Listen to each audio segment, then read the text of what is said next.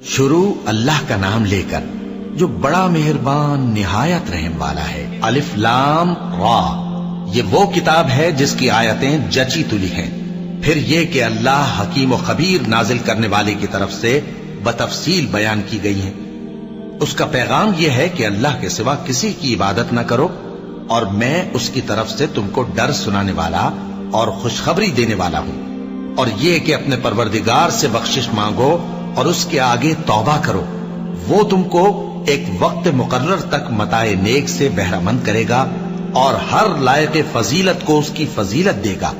और अगर रूगर्दानी करोगे तो मुझे तुम्हारे बारे में कयामत के बड़े दिन के अजाब का डर है।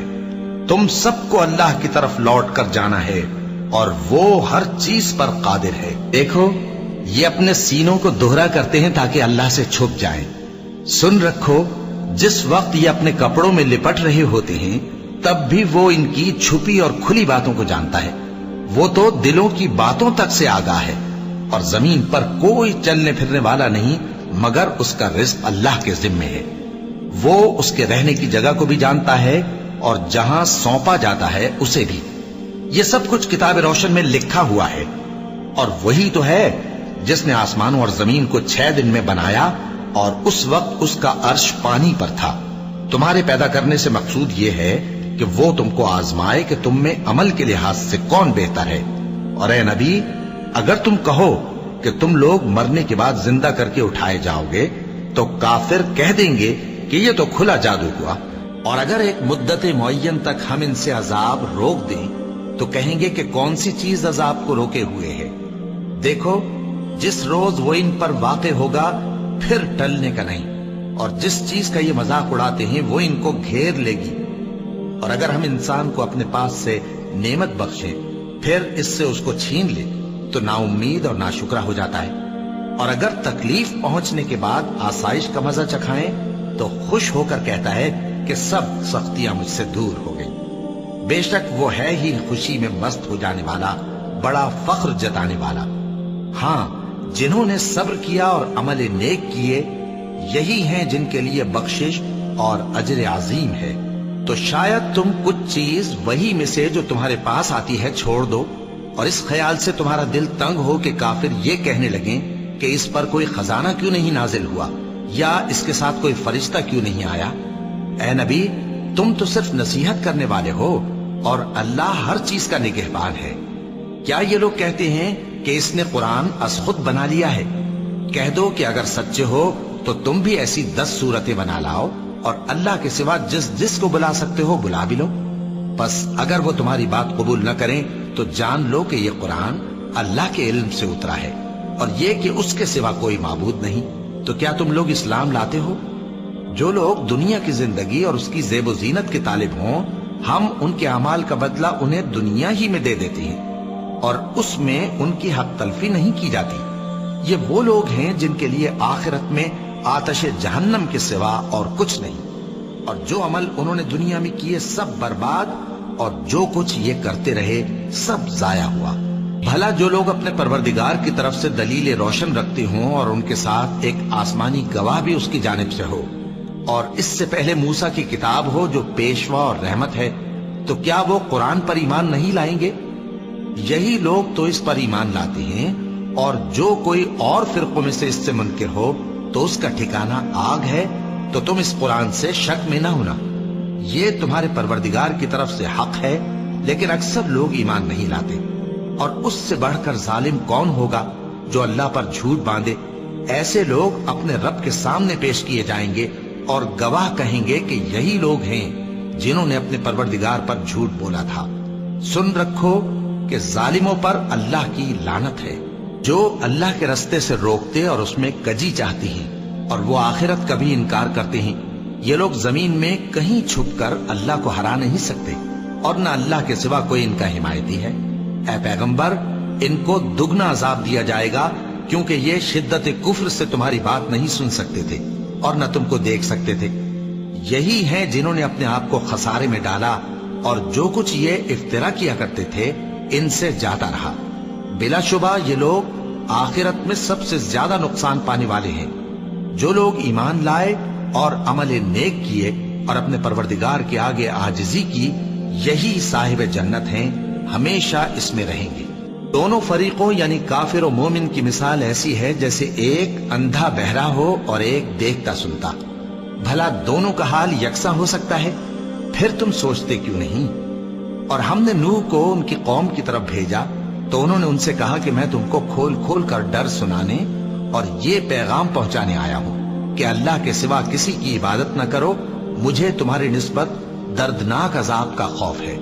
تو ان کی قوم کے سردار جو کافر تھے کہنے لگے کہ ہم تم کو اپنے ہی جیسا ایک آدمی دیکھتے ہیں اور یہ بھی دیکھتے ہیں کہ تمہارے پیرو وہی لوگ ہوئے ہیں جو ہم میں ادنا درجے کے ہیں، اور وہ بھی سطحی رائے سے، اور ہم تم میں اپنے اوپر کسی طرح کی فضیلت نہیں دیکھتے بلکہ تمہیں جھوٹا خیال کرتے ہیں۔ فرمایا کہ اے قوم دیکھو تو، اگر میں اپنے پروردگار کی طرف سے دلیل روشن رکھتا ہوں اور اس نے مجھے اپنے ہاں سے رحمت بخشی ہو جس کی حقیقت تم سے پوشیدہ ہو گئی ہے، تو کیا ہم اس کے لیے تمہیں مجبور کر سکتے ہیں جبکہ تم اس سے ناخوش ہو؟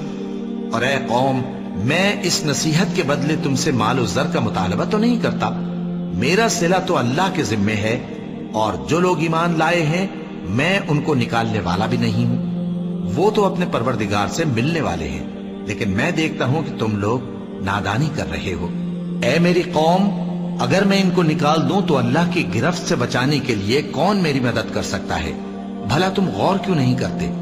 اور میں نہ تم سے یہ کہتا ہوں کہ میرے پاس اللہ کے خزانے ہیں، اور نہ یہ کہ میں غیب جانتا ہوں، اور نہ یہ کہتا ہوں کہ میں فرشتہ ہوں، اور نہ ان لوگوں کی نسبت جن کو تم حقارت کی نظر سے دیکھتے ہو یہ کہتا ہوں کہ اللہ ان کو بھلائی یعنی اعمال کی جزا نہیں دے گا۔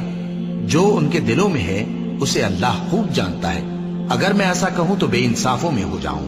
انہوں نے کہا کہ نوح، تم نے ہم سے جھگڑا تو کیا اور جھگڑا بھی بہت کیا، اب اگر تم سچے ہو تو جس چیز سے ہمیں ڈراتے ہو وہ ہم پر لا نازل کرو۔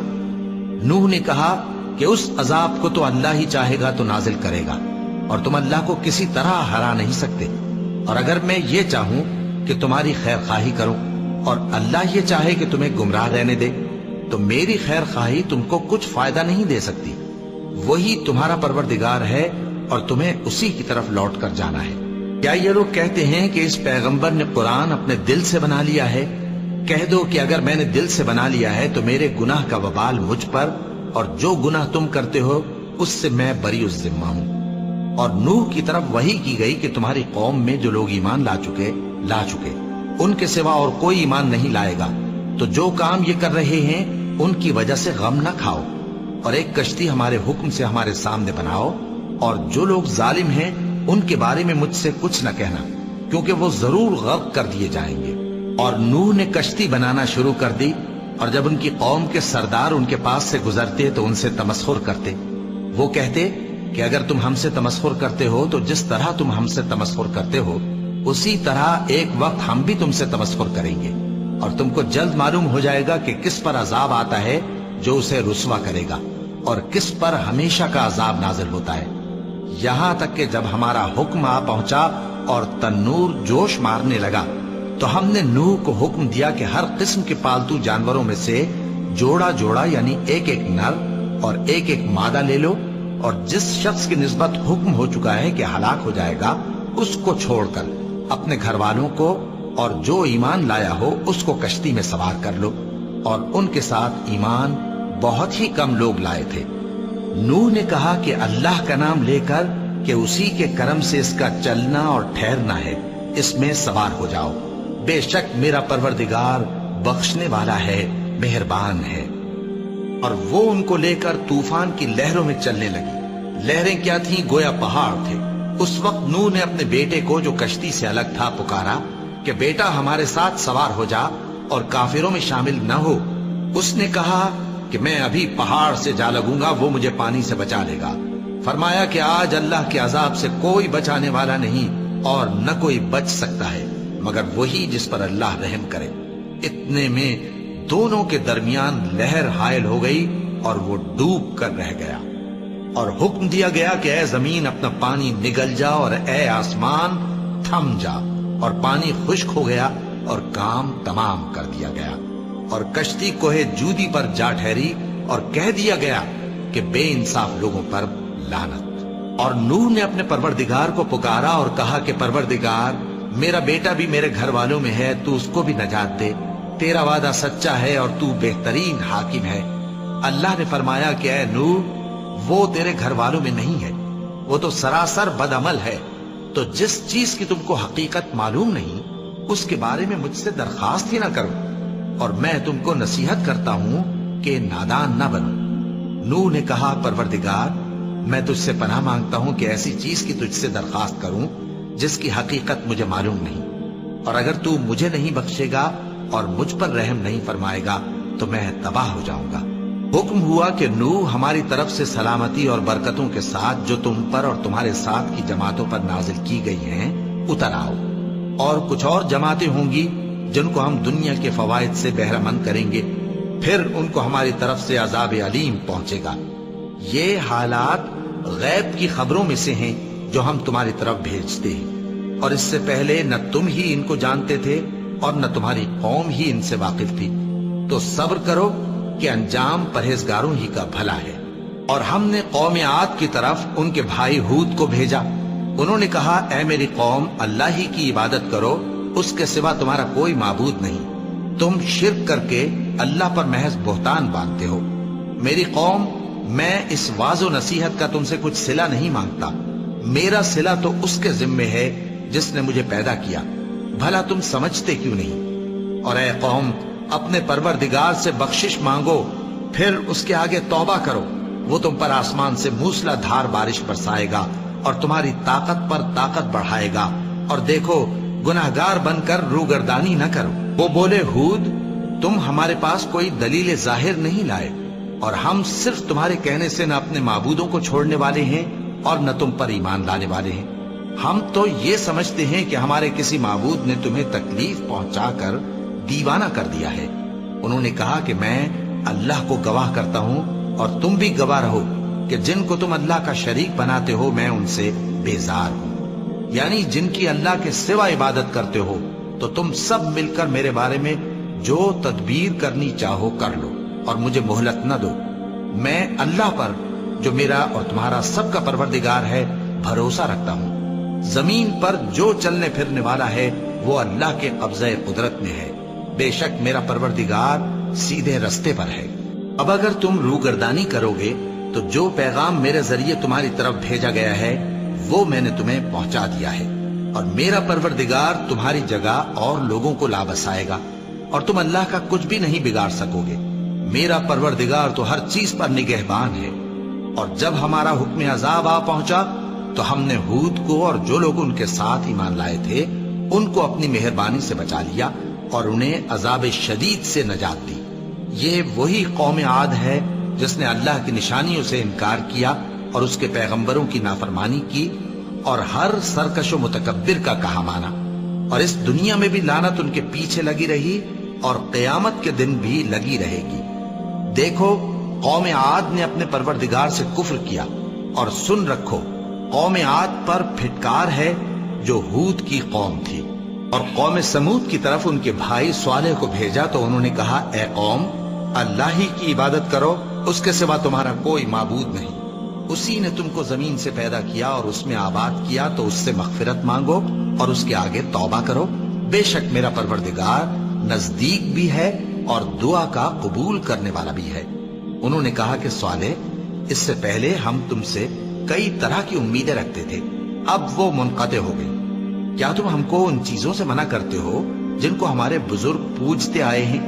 اور جس بات کی طرف تم ہمیں بلاتے ہو اس کی طرف سے ہم بڑے بھاری شک میں ہیں۔ صالح نے کہا اے میری قوم، بھلا دیکھو تو، اگر میں اپنے پروردگار کی طرف سے کھلی دلیل پر ہوں اور اس نے مجھے اپنے ہاتھ سے نبوت کی نعمت بخشی ہو، تو اگر میں اللہ کی نافرمانی کروں تو اس کے سامنے میری کون مدد کرے گا؟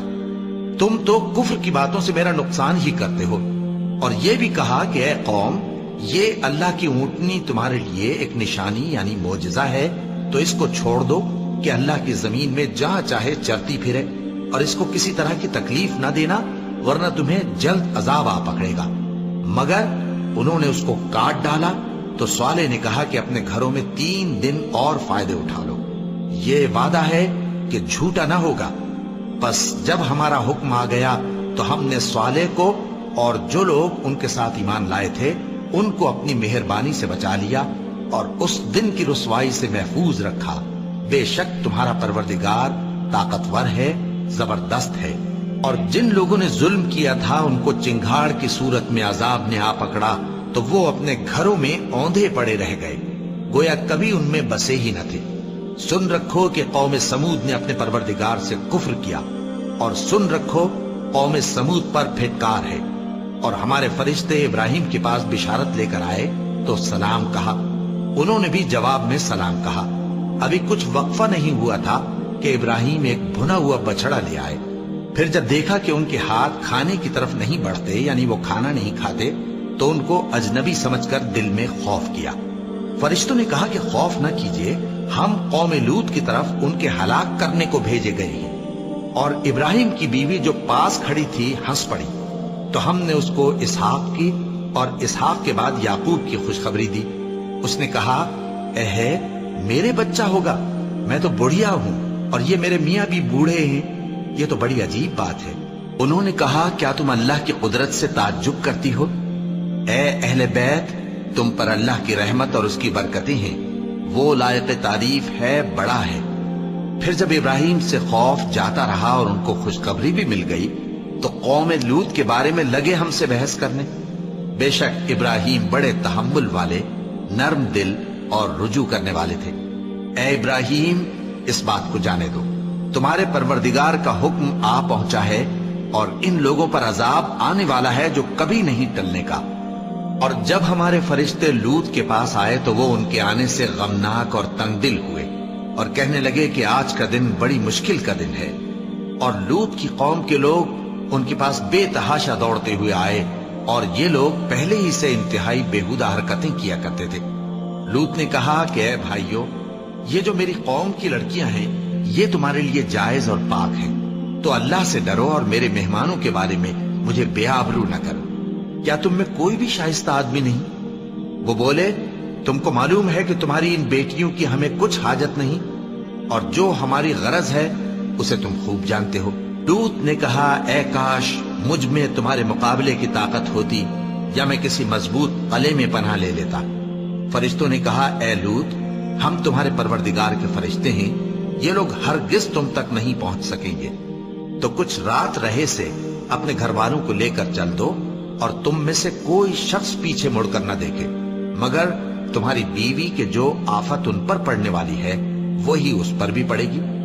ان کے عذاب کے وعدے کا وقت صبح ہے، اور کیا صبح کچھ دور ہے؟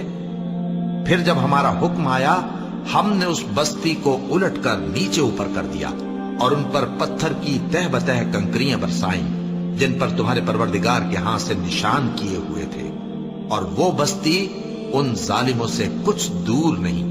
اور مدین کی طرف ان کے بھائی شعیب کو بھیجا تو انہوں نے کہا کہ اے قوم، اللہ ہی کی عبادت کرو کہ اس کے سوا تمہارا کوئی معبود نہیں، اور ناپ اور تول میں کمی نہ کیا کرو، میں تو تم کو آسودہ حال دیکھتا ہوں، اور اگر تم ایمان نہ لاؤ گے تو مجھے تمہارے بارے میں ایک ایسے دن کے عذاب کا خوف ہے جو تم کو گھیر کر رہے گا۔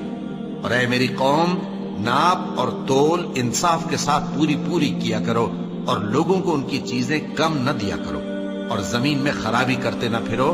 اگر تم کو میرے کہنے کا یقین ہو تو اللہ کا دیا ہوا نفع ہی تمہارے لیے بہتر ہے، اور میں تمہارا نگہبان نہیں ہوں۔ انہوں نے کہا، اے شعیب، کیا تمہاری نماز تمہیں یہ سکھاتی ہے کہ جن کو ہمارے باپ دادا پوجتے آئے ہیں ہم ان کو ترک کر دیں، یا اپنے مال میں تصرف کرنا چاہیں تو نہ کریں؟ تم تو بڑے نرم دل اور بڑے سیدھے ہو۔ انہوں نے کہا کہ اے قوم، دیکھو تو، اگر میں اپنے پروردگار کی طرف سے دلیل روشن پر ہوں اور اس نے اپنے ہاں سے مجھے نیک روزی دی ہو تو کیا میں اپنا فرض ادا نہ کروں؟ اور میں نہیں چاہتا کہ جس بات سے میں تمہیں منع کروں خود اس کو کرنے لگوں۔ میں تو جہاں تک مجھ سے ہو سکے تمہارے معاملات کی اصلاح چاہتا ہوں، اور اس بارے میں مجھے توفیق کا ملنا اللہ ہی کے فضل سے ہے۔ میں اسی پر بھروسہ رکھتا ہوں اور اسی کی طرف رجوع کرتا ہوں۔ اور اے قوم، میری مخالفت تم سے کوئی ایسا کام نہ کرا دے کہ جیسی مصیبت نوح کی قوم یا ہود کی قوم یا صالح کی قوم پر واقع ہوئی تھی ویسی ہی مصیبت تم پر واقع ہو۔ اور لوط کی قوم کا زمانہ تو تم سے کچھ دور نہیں، اور اپنے پروردگار سے بخشش مانگو اور اس کے آگے توبہ کرو۔ بے شک میرا پروردگار بڑا مہربان ہے، بہت محبت کرنے والا ہے۔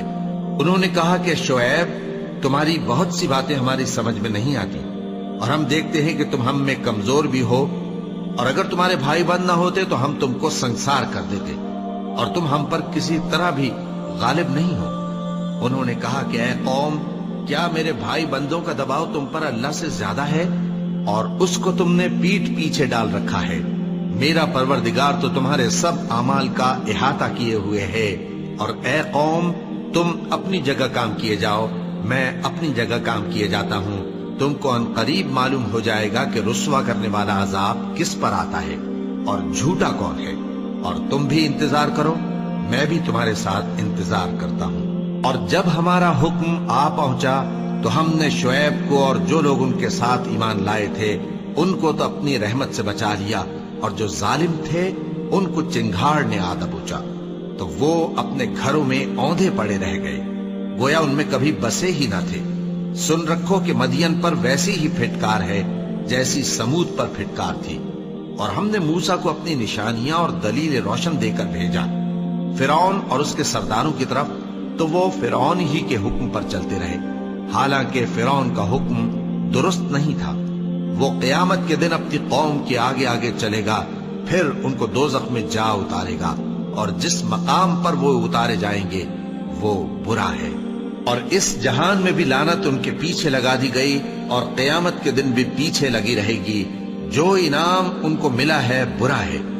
یہ پرانی بستیوں کے تھوڑے سے حالات ہیں جو ہم تم سے بیان کرتے ہیں، ان میں سے بعض تو باقی ہیں اور بعض تہس نہس ہو گئی۔ اور ہم نے ان لوگوں پر ظلم نہیں کیا، بلکہ انہوں نے خود اپنے اوپر ظلم کیا۔ غرض جب تمہارے پروردگار کا حکم آ پہنچا تو جن معبودوں کو وہ اللہ کے سوا پکارا کرتے تھے وہ ان کے کچھ بھی کام نہ آئے، اور بربادی کے سوا انہیں اور کچھ نہ دے سکے۔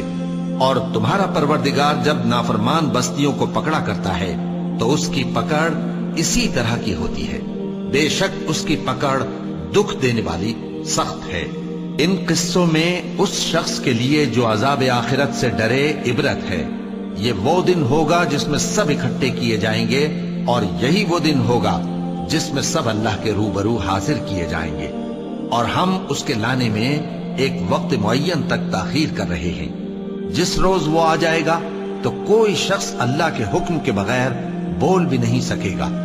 پھر ان میں سے کچھ بدبخت ہوں گے اور کچھ نیک بخت۔ تو جو بدبخت ہوں گے وہ دوزخ میں ڈال دیے جائیں گے، اس میں ان کو چلانا اور دھاڑنا ہوگا۔ جب تک آسمان و زمین ہے وہ اسی میں رہیں گے مگر جتنا تمہارا پروردگار چاہے۔ بے شک تمہارا پروردگار جو چاہتا ہے کر دیتا ہے۔